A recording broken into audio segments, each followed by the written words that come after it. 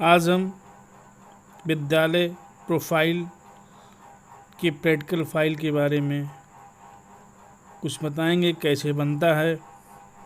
तो विद्यालय profile file में सर्वप्रथम हम विद्यालय प्रोफाइल या उनके भौतिक संसाधन जो हों उसके विषय में बताएंगे, और विद्यालय के अंतर्गत जो आते हैं कि शैक्षिक वर्ग की विस्तृत विवरण बताया जाएगा, छात्र और छात्राओं का विवरण बताया जाएगा। इसके अलावा हम विद्यालय परिसर के बारे में बताएंगे, फिर कक्ष के बारे में बताएंगे, कितने कक्ष हैं, ये सब जितने भी विद्यालय परिसर के अंतर्गत आते हैं उनका वर्णन करेंगे। कक्ष के बाद हम पेयजल, स्वच्छता और विद्यालय का सौंदर्यीकरण के बारे में हम बताएंगे। फिर उसके कक्षा अवलोकन के बारे में बताएंगे, जिसके विषय में पहले भी वीडियो बना जा चुका है कक्षा अवलोकन का। उसके बाद हम पढ़ाते समय कौन कौन सा TLM यूज़ करते हैं उसका विवरण बताएंगे। फिर विद्यालय अभिलेख का जितना होगा कि क्या क्या अभिलेख हमारे विद्यालय में हैं, उस सारी चीज़ें हम अपने प्रैक्टिकल फाइल में लिखेंगे। फिर हम इसके बाद विद्यालय रजिस्टर के रख रखाव के विषय में भी अपने प्रोफाइल में फिर विद्यालय के रजिस्टर के विषय में बताएंगे। तो ये सारी चीज़ें जो विद्यालय परिसर के अंतर्गत आता है, इसका वर्णन हम अपने प्रैक्टिकल फाइल में करते हैं। इसके बाद हम विद्यालय प्रोफाइल एवं भौतिक संसाधन पहले पृष्ठ में लिखेंगे, और उसके बारे में जो चर्चा होगा या जो जितनी चीज़ें होंगी उसको हम अपने प्रैक्टिकल फाइल जो बनाएंगे उसमें टोटल लिखेंगे। तत्पश्चात हम अपने फाइल में विद्यालय प्रोफाइल के उसमें हम पहले विद्यालय का नाम जो भी हो उसको लिखते हैं।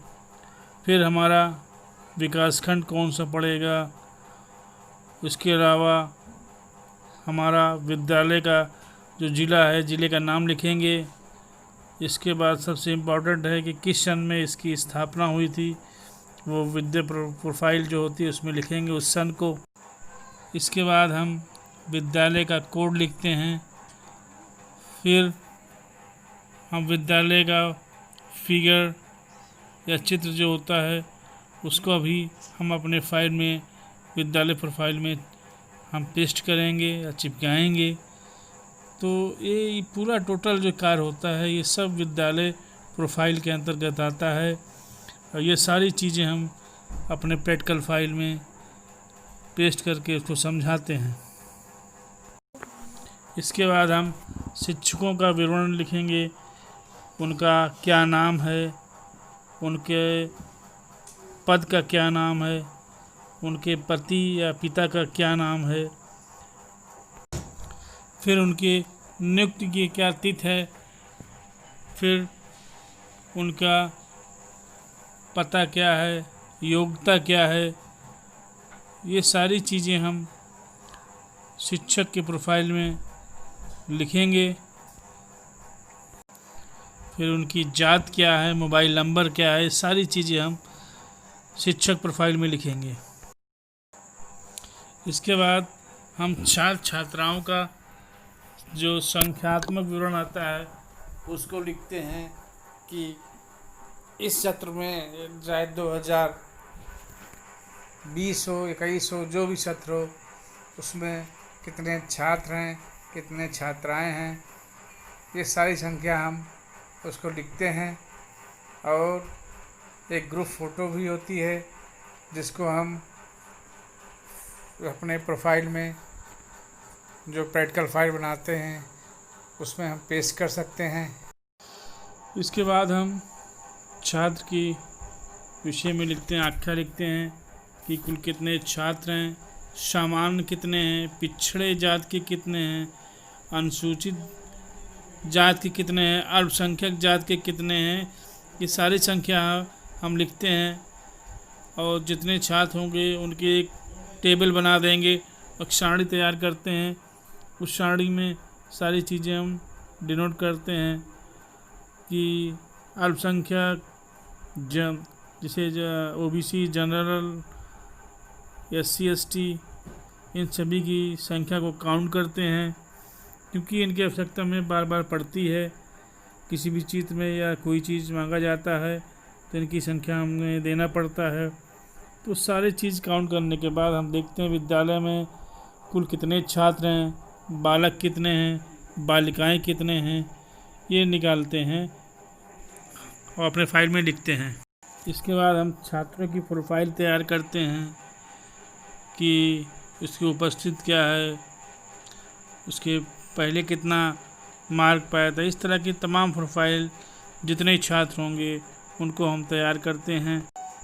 सबकी एक लिस्ट तैयार करके हम अपने फाइल में सारे बच्चों को दर्शाते हैं, ताकि हमें ज़रूरत पड़ने पर ये आसानी से सभी के विषय में बता सकें।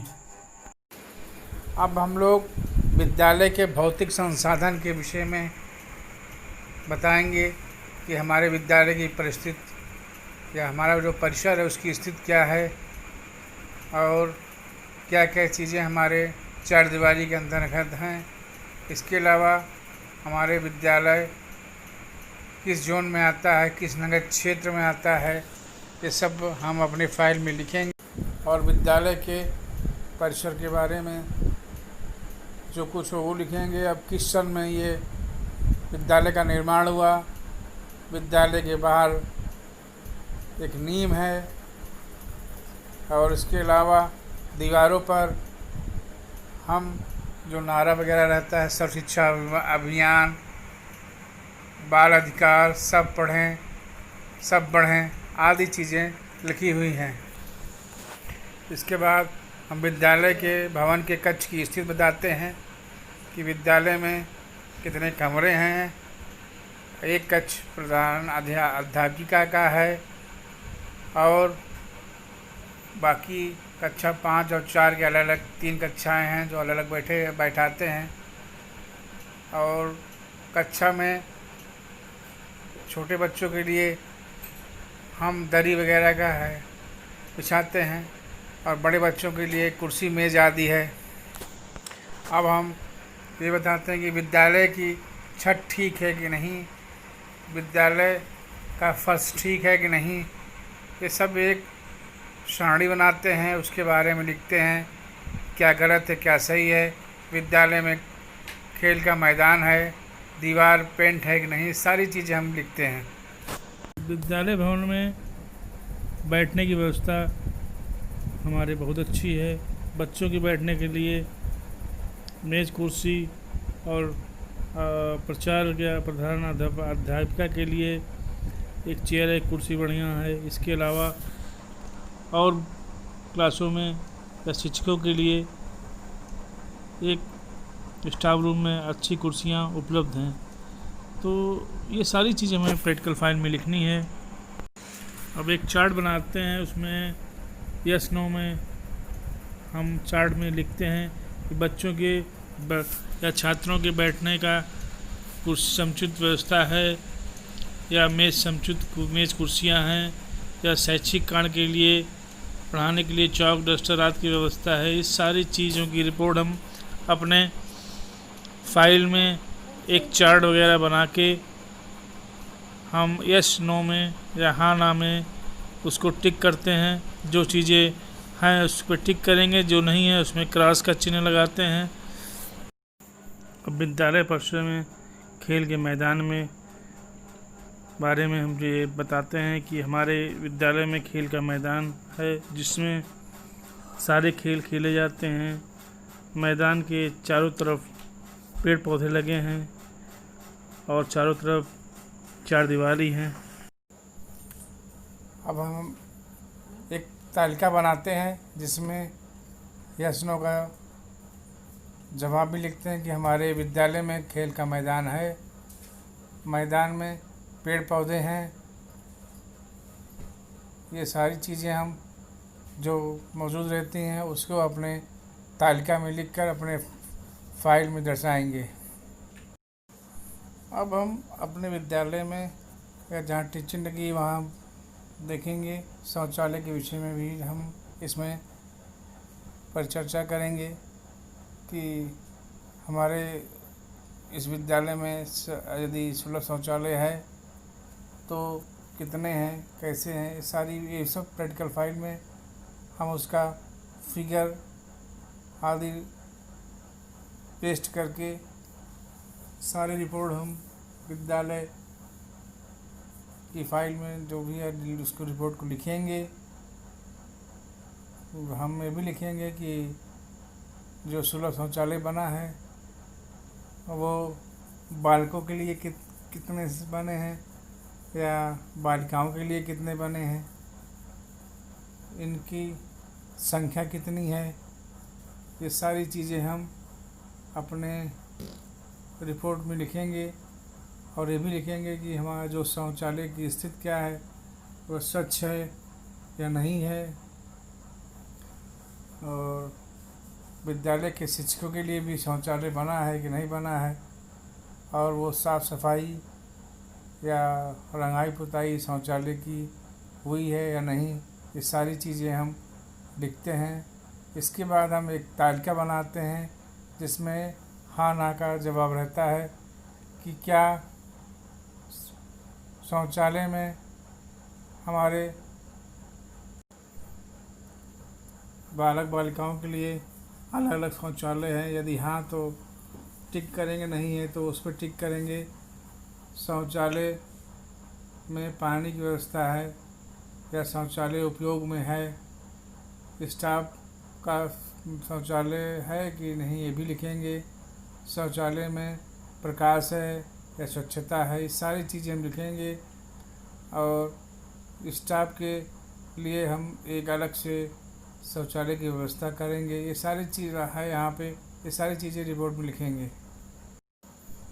अब हम पेयजल की व्यवस्था के विषय में बताएंगे कि हमारे विद्यालय में पेयजल की क्या व्यवस्था है। हम देख रहे हैं कि हमारी चारदीवारी में पेयजल है, क्योंकि विद्यालय में सबसे आवश्यक चीज़ है पीने का पानी। तो हम रिपोर्ट में लिखेंगे कि हमारे यहाँ हमारे चारदीवारी के में एक हैंडपम्प है जो सरकारी हैंडपम्प है। बच्चे इसे सरकारी नल में पानी पीते हैं जो विद्यालय परिसर में गेट के पास लगा हुआ है। अब इस नल में पानी के निकासी के लिए नाली बनी है जो जाके गली में मिली हुई है, वहाँ पानी सारी निकासी जो है गली में जाके गिरता है नाली में, वहाँ से बह जाता है। तो इस प्रकार हम अपने डायरी में पेयजल की व्यवस्था लिखते हैं और उसका फिगर एक हैंड पाइप जहाँ लगा है उसको हम अपने फाइल में पेश करते हैं और सारी रिपोर्ट लिखते हैं। अब हम विद्यालय के स्वच्छता और सौंदर्यीकरण पर अपनी रिपोर्ट लिखेंगे। हम ये भी लिखेंगे हमारे विद्यालय में प्रतिदिन झाड़ू लगती है, बाहर सफाई होती है, इसके बाद बरामदे में झाड़ू लगता है, और विद्यालय चलने के पूर्व सारे डेस्क बेंच को साफ़ किया जाता है, कमरों में सफाई होती है, इसके बाद प्रिंसिपल स्टाफ रूम को साफ़ किया जाता है। और इसके अलावा हम देखते हैं कि सभी कक्षाओं में टीएलएम लगे हैं जिसमें फल के जानवरों के नाम हैं।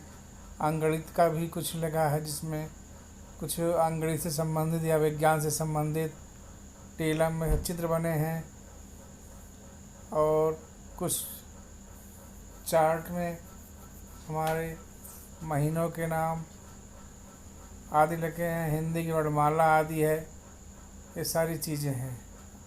अब हम